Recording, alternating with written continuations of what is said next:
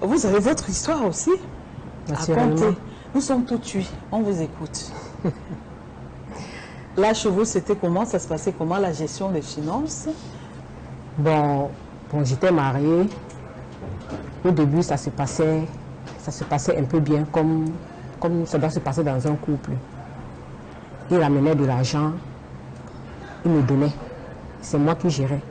C'est moi qui payais le loyer, c'est moi qui payais les factures et tout, et la ration. Donc, quand il me donnait, je paye. Si ça me donne, là où l'argent finit, je complète. Donc, ainsi de suite. Donc, ça veut dire que si les rations, donc quand il vous donne l'argent, c'est tout l'argent ou bien il vous donne une partie de l'argent? En fait, il me donne l'argent pour gérer le mois. Donc, ce n'est pas tout son argent? Non. Parce qu'il y a une différence. Est-ce que les bulletins de paye des hommes, là, est-ce qu'on les voit même? Pour ceux qui travaillent, ils ont un bulletin de paye. Déjà, s'il te donne déjà de quoi gérer le mois, qu'est-ce que tu vas aller chercher dans son bulletin de paye? Est-ce que vous vous êtes mis d'accord pour un montant, Adèle? Je veux comprendre. Puisqu'on savait que le loyer, c'est comme ça. Oui. Les factures, c'est comme ça. Oui, la ration, c'est comme ça. Oui, les charges lourdes, les grosses charges, c'est le loyer. Oui, le loyer, la ration. Oui, bon, le reste, les factures, c'est les détails. Oui. C'est votre entretien? Vous veux dire les factures de la maison, l'entretien. Bon, puisque moi, je travaille. D'accord. Je travaillais. Bon. Pour moi, l'essentiel était qu'il assume les plus gros charges. C'est-à-dire le loyer? Oui, le loyer, la ration. Parce que c'était ça, les plus grosses charges de la maison. Oui, c'est ce qu'il faisait. Il faisait. Voilà. Au début, il le faisait, normalement. Bon, à un moment donné, quand il a perdu son travail, bon, il ne faisait plus presque rien. Il était à la maison. Restons au moment où tout allait bien. Ça veut dire quoi? Ça veut dire que vous, pour votre beauté, c'est lui qui vous donne l'argent ou bien c'est vous qui dépensez? C'est lui qui me donne. Quand il me donne. Je il n'a pas, bon, moi, je... Est-ce que lui, au moins, a une estimation de vos revenus mensuels? Non. Donc, vous ne lui dites pas? Donc, mes revenus personnels, non. Donc, vous ne lui dites pas comment ça se passe, combien à peu près vous pouvez avoir à la fin du mois. C'est vrai, vous êtes restauratrice, vous n'avez pas un bulletin de paye. Pour vous, maman, c'est comment ça se passe au pays? Non, à ce moment-là, je travaillais. Oui. Ah, vous aviez un bulletin? J'avais un salaire. Un salaire. Est-ce qu'il était au courant? Il avait le montant de votre salaire? De mon salaire? Oui. Non. Les femmes, vous faites ça comment? Donc, il ne connaissait pas votre salaire. Il ne connaissait pas mon salaire. Il ne savait pas combien vous pouvez avoir par mois. Mais son argent, il prenait une partie. Il vous donnait. Oui. Maintenant, à vous de savoir. Il sait que voilà le loyer, voilà la ration. Il me donne, il dit voilà le loyer, voilà la ration. Bon, le reste vient après. Oui. S'il n'y a plus, donc s'il n'y a pas l'argent, il gère. S'il n'a pas l'argent, je gère. Donc c'est comme ça ça se passait. Est-ce qu'il n'arrive pas des moments où vous êtes coincé? On ne retrouve, même quand il vous donne de l'argent. Il dit voilà. Oui, il y avait des moments où je dis n'importe quoi. Je prenais le 31, celui qui me donne l'argent de transport pour aller au travail. Alors même pour aller à votre travail, oui, c'est lui qui donne. Il me donnait l'argent de transport pour aller au travail. Et il ne connaît pas toujours combien vous pouvez avoir par mois. Il ne cherchait pas à savoir. Il ne cherche même pas à savoir. Il ne cherchait pas à savoir. Ok, maintenant quand vous êtes à court d'argent, parce que ça peut arriver, vous faites comment? Quand je suis à court d'argent, je lui demande. Je lui dis que je veux l'argent pour faire quelque chose. Parfois, il dit que je n'ai pas. Attends, donc prends sur ton salaire, tu le fais. À ce moment-là, je suis obligé je suis coincé. Je ne peux pas faire autrement. Je suis obligé de prendre sur mes économies. Je résous mon problème. Donc, malgré tout, vous économisez. Même les économies, il n'est pas au courant. Il n'est pas au courant. On ne lui dit pas. Si j'économise, c'est pour un plan B. Plan B pour qui? C'est pour le plan B, pour nous deux. Si l'économie, c'est pour un plan B pour nous deux, pour lui et pour moi. Mais si c'est un plan B pour vous deux, vous le dites quand même, chérie, écoute, je mets de côté chaque montant. Je n'ai pas besoin de lui dire. C'est que les hommes sont très... Ils aiment le gaspillage. Je garde, je ne lui dis pas. C'est pour le plan B, pour lui et pour moi. Parce que je peux tomber malade, il n'a pas l'argent. Je suis obligé de prendre ça et vice-versa. Donc je garde ça pour le plan B. Oui. Oui. Et quand il y a les maladies à ce moment? Quand il y a les maladies. Un cas de maladie par exemple? Oui. Et vous êtes à l'hôpital, il faut encore qu'ils payent, qui paye? Parfois c'est moi qui paye, qui payais. Quand il n'avait pas d'argent, c'est moi qui payais. Et il est au courant de combien vous avez payé et vous vous faites rembourser par lui après? Même s'il ne rembourse pas, c'est pas le don, ce n'est pas un problème. Ok. Donc, mais non, après il perd le travail, il perd son travail. Après il perd son travail. Bon, il ne faisait plus, il ne faisait presque rien. Mais c'est vous qui tenez la maison financièrement maintenant? Oui. Donc c'est moi qui donc toute l'achat de la maison pesait donc sur moi. Comme il était. Quand ça pèse comme ça, on se lève le matin, on sourit quand même, Adèle? Bon, pas, donc le moral n'était pas là. Parce que j'étais à peu près surmenée.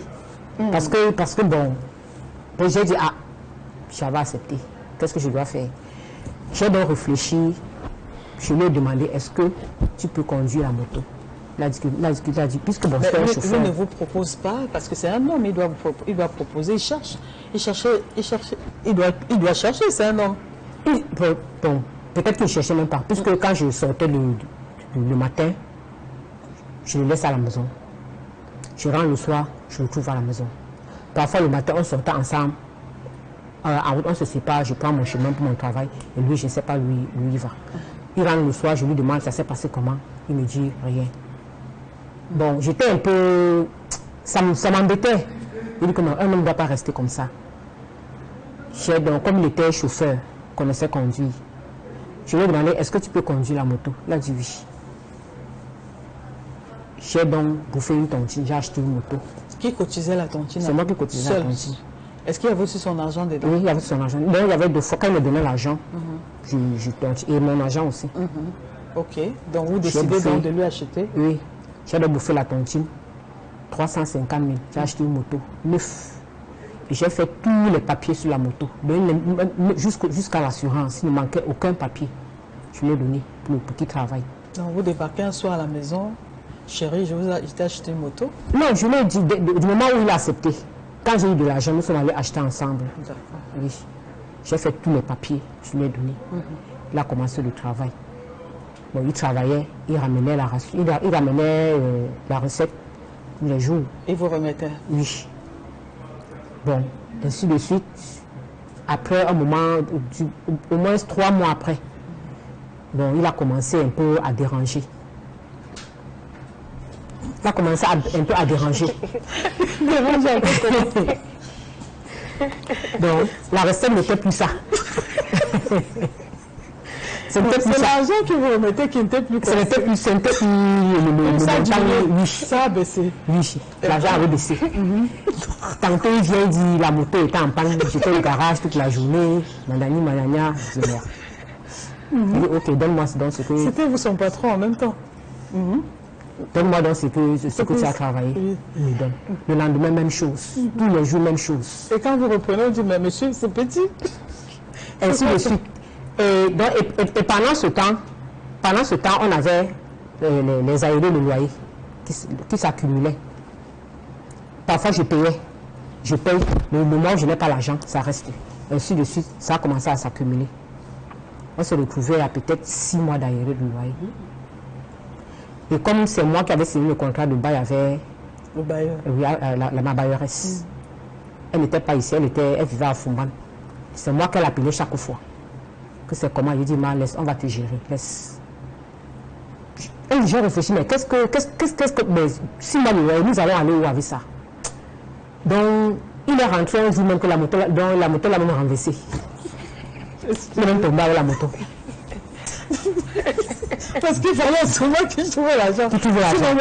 La femme m'avait dit qu'il fallait absolument trouver l'argent. J'ai donc dit que vraiment, ça ne sert à rien. J'ai récupéré la moto, j'ai vendu. C'était pour le boss, hein? J'ai vendu. Sans son avis? Oui, j'ai vendu. On avait 6 mois d'aéré. Qu'est-ce que... Bon, je vais prendre l'argent pour payer 6 mois d'aéré. J'ai récupéré, j'ai vendu. J'ai vendu, j'ai payé l'argent de la bailleresse. Oui, sans blague. Oui. Je dis que je préfère payer l'argent de Truy. Je ne peux pas rester dans la maison de quelqu'un 6 mois, je ne le paye pas.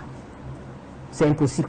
Du moment où j'ai payé son argent, j'ai dit que ok, puisqu'il en est ainsi, je ne veux plus d'aérer. Donc je ne peux plus rester en location. Je vais rentrer chez nous. Ma maison est là, elle sa chambre. Il n'y a personne dedans. Je vais rentrer à la maison. Puisque si je reste là, Mon petit salaire que je touche, ça ne me pas suffi pour payer le loyer, payer la nourriture, payer tout. Je ne peux pas.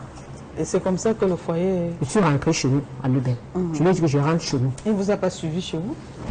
Je lui ai dit que je rentre chez nous. Et vous le laissez où à ce moment-là? Non, il m'a suivi. Chez vous? Oui. Il m'a suivi chez nous. Vous êtes allé vous installer chez vous? J'ai jamais eu le problème à ma famille pour ça. Bon, après ils ont compris. Ils ont dit que bon, c'est ton mari, restez. À la maison, on fait quoi à la maison, restez. Nous sommes restés. Donc, j'étais là épargné du loyer. Il n'y a plus le problème de loyer. Il n'y a plus le problème de loyer. Maintenant, c'était la ration qu'il fallait gérer, les factures. C'est moi, et c'est toujours moi qui... Et là, il est toujours au chômage? Il était toujours au chômage. Vous l'avez supporté comme ça? À un moment donné même, pendant même qu'on était encore au génie, quand j'avais déjà vendu la moto, j'ai ma petite soeur qui m'a demandé est-ce que si on donne la voiture à ton mari, est-ce qu'il peut rembourser l'argent dans le délai? Je lui ai demandé, il a dit oui. J'ai dit que ok. La petite soeur a donc acheté une voiture. Nous sommes allés acheter la voiture ensemble à l'hôtel Lundi, pardon, sans publicité.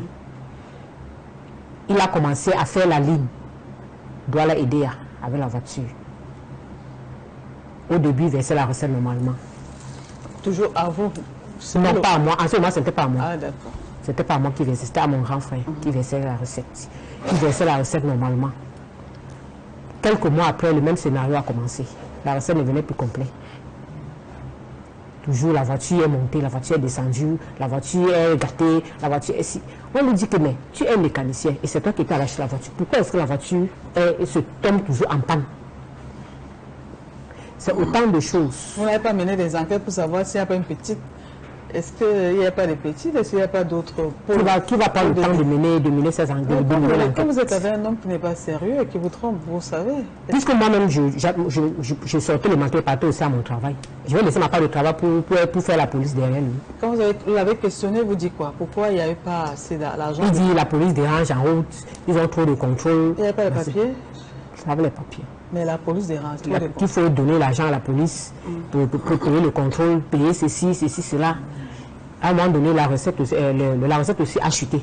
C'était plus complet. Il n'a pas pu... Il n'a pas pu donc rembourser le montant d'argent qu'il devait rembourser. Donc même les charges de la maison, il ne gérait plus. Il ne gérait presque pas. C'était vous? Oui. Il ne gérait presque pas. Donc, du moment où il versait à la recette, il ne gérait presque plus rien. Un jour, il vient dire qu'on a volé la voiture. Qu'il a garé la voiture quelque part. Il est venu le matin, il n'a pas trouvé la voiture. J'ai dit, mais ça c'est la meilleure. On a fait quoi? Il dit qu'on a volé la voiture. Bon, comme j'ai une famille bien... Vous l'avez cru? Bon, on l'a cru sur parole. Je ne sais pas si c'est lui qui était complice du vol de la voiture, je ne sais pas. Si c'est lui avec Dieu. Ma famille a dit, c'est le matériel, il faut laisser. Jusqu'à là, on était à la maison, ensemble, chez nous. Et un jour, j'en avais marre. J'ai dit, mais qu'est-ce que ça, c'est quel genre d'homme ça que tu cherches à... On cherche le bien. À redresser. Pour qu'il ait... Donc, pour on cherche notre avenir de demain. Il nous ramène toujours en arrière. On fait tout pour le soulever, il ramène toujours en arrière. J'ai dit, mais vraiment, ça ne sert à rien. Bon, on était à la maison là comme ça. C'est comme ça que ça s'est arrêté? C'est comme ça que je lui ai dit que je ne peux plus. Je ne veux plus, je ne peux plus. Donc, si tu es là, sache que tu n'es plus là à mon compte. C'est comme ça qu'il est parti. Vous ne l'avez pas viré, il est parti de lui-même? Il est parti de lui-même. Je lui ai dit, si tu es, je peux te laisser dormir parce qu'on on cherche quelqu'un de la maison. Je ne vais pas vous jeter là. Oui. Mais sache que tu es là comme ça. Tu n'es plus là à mon compte. Voilà. Bon. Et c'est comme ça que ce mariage-là a battu de l'aile et ça s'est arrêté. Oui, ça s'est arrêté. Voilà. Donc maintenant, vous êtes seul? Je suis seul. Vous n'êtes pas officiellement divorcé? Non, pas encore. Ok, donc vous attendez encore. Mais si ça change financièrement, sa situation financière change? Je ne sais pas. Si ça change, si vous levez le matin, vous dites que ça a changé sa vie, comme on dit au Cameroun, Ça va. Ah, de toutes les façons, si j'ai eu ce range, normalement, il n'y a pas de problème. D'accord.